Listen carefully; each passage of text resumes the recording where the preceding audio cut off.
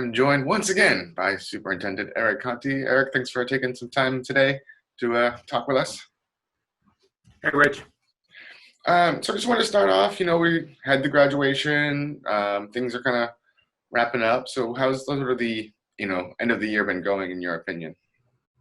I think the end of the year has been going well, and that's due to the efforts of a lot of people. So I think high school graduation, the feedback we got was largely positive. I think that took a tremendous amount of planning on behalf of Principal Sullivan. This year was Deb Deacon's class, the associate principal.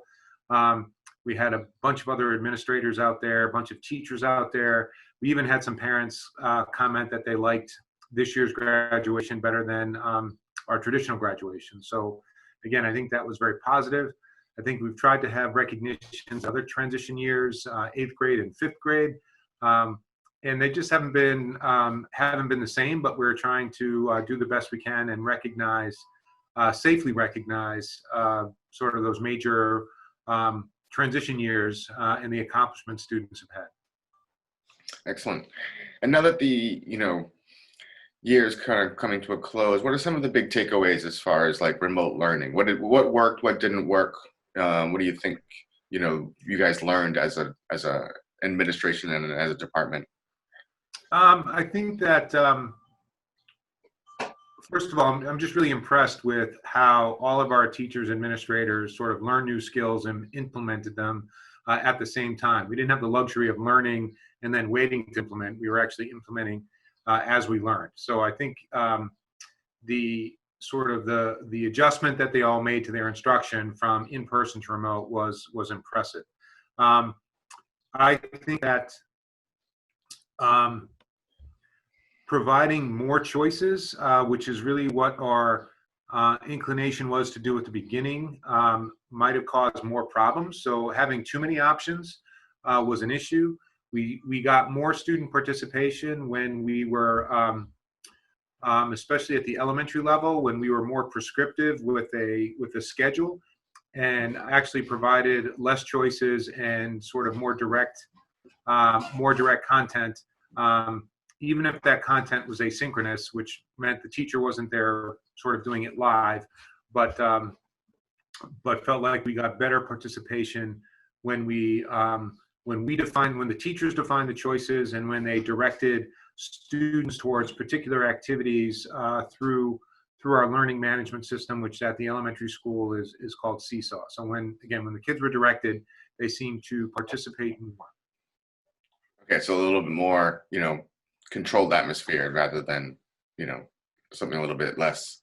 So you're saying is again, I think the intention with choice was positive, but I think all the choices that we do can be, that we normally have in a school day can be very overwhelming for a parent. Yeah. I think we also misjudged the amount of tech support that families need just to utilize the equipment and access the curriculum. So one of the things we're talking about in the fall is putting together sort of a help desk for families just on technology use itself. And I think, just how do I get onto the application? What's my child's password? How do I connect to the internet? We had a lot of those issues too. Okay. I want to get to the fall, but first I want to start with the summer. What are some of the things that the department will be doing over the summer? I know there's usually, maintenance and things, but what's different this year, if anything? The last thing that we got was you sort of saying that you need to set some structure, because otherwise, if not, it becomes like 24 hours a day. What I was saying is we're putting, I think, more structure to the summer, and we're starting with a break. So we're going to get state guidelines, I think, in the next couple days for the fall opening. I think we need to spend some time reviewing those guidelines before we start planning. Probably to the middle to end of July is when we'll start being more public and asking for feedback on what our fall is going to be. What's going to make this summer different, which is what your question is we really need to reinvent what school looks like in the fall. We can't fall back on what we've always done. So I think that's going to be the challenge of the summer is implementing a school model that reflects all the guidelines that the state is asking us to incorporate to make sure that students and staff are safe. So I think that's basically reinventing school, Rich, is what we're going to be doing over the summer. So it's going to be busy. Sounds like a big task. So I know that, things are very much still up in the air, but I mean, do you have a sense of what people might expect as far as like students actually in the buildings at the beginning of September, or, having a combination of in building, from home? I mean, I know it's early days yet, but what do you think? Again, Richard, I don't know specifically, but the conversations I've been in, I think remote learning is going to be a component of what we do. I think the state is taking the position, which I agree on, is the more independent the learner is, so essentially the older the learner is, the more we're going to rely on remote learning. I think everyone is committed to having younger students attend school as much as possible. I think that they are less impacted by the virus itself, and I think that they benefit from in-person instruction the most. And I also think in order to get the economy going, families need their children to be attending school. I don't think it's going to be 5 days a week, but I think they're going to be, we're going to be trying to get kids into school as much as possible. Okay, very good. And I know, we just had town meeting at the high school and out in the field. It was an interesting experience.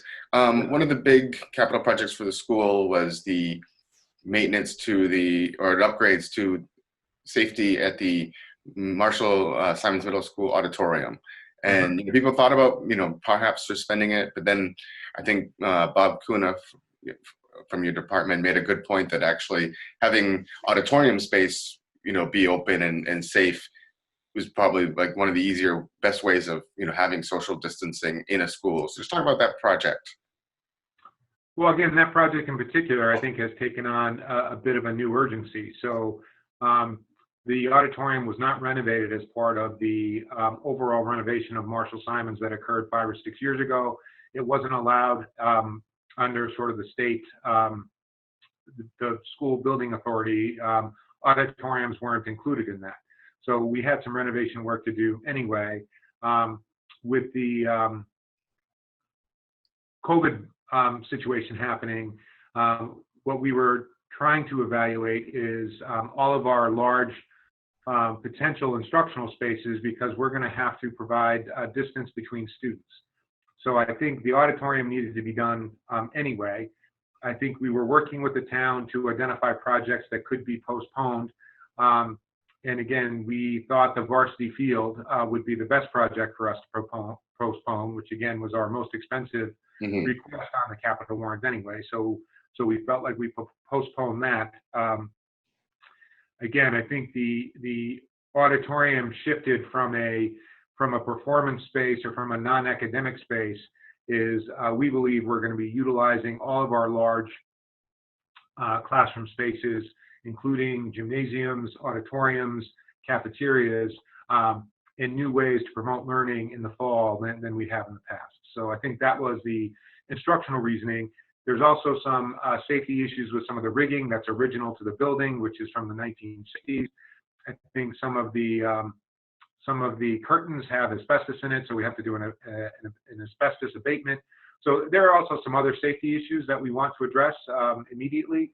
And I thank town meeting for supporting that project so that we can move forward. But we have more of a sense of urgency with getting that space ready for the fall than I think we would have had without the pandemic being here. Excellent. And last thing, we just had an election. The only real competitive race was the school committee. So just talk about, your thoughts looking forward to working with Carl Foss and Catherine Bond, and perhaps even more so just your thoughts on, the contributions over the years of, Kristen Russo, who was there for 9 years, and then Steve Nelson, who was there for 24 years.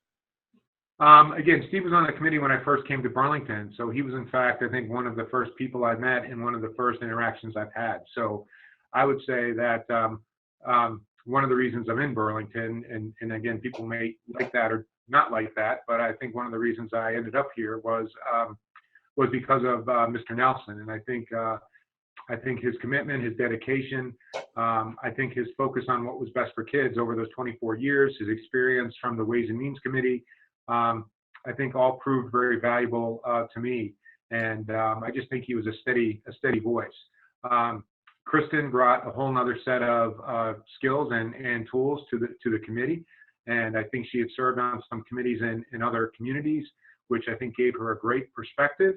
I think she's an active teacher. She's an employed teacher currently, so she always had that the classroom perspective as well. And again, she was another person who was very steady, who I think put students first, and was really was able to work with everybody. And I think that's the strength of the school committee, is they all have different perspectives, they all have different backgrounds. I think a committee that has a diverse perspective and experience is great to work with, as long as they can be productive. And I think the school committee has proven that they can disagree respectfully and continue to move forward. And I don't see any letdown in that with Mr. Foss and Ms. Bond. I think they bring their experiences to the table. And I think I'm going to learn from them, and I think they're going to continue the progress that the committee has made. So I'm excited. So Rich, to continue to work with, I think, a very supportive and student-centered school committee. Excellent. And it's an important time to have everybody working together, because, like you said, there's so much up in the air and so much to kind of figure out. And I hope you keep, checking back with us periodically over the summer to let us know how your reforming of education is going.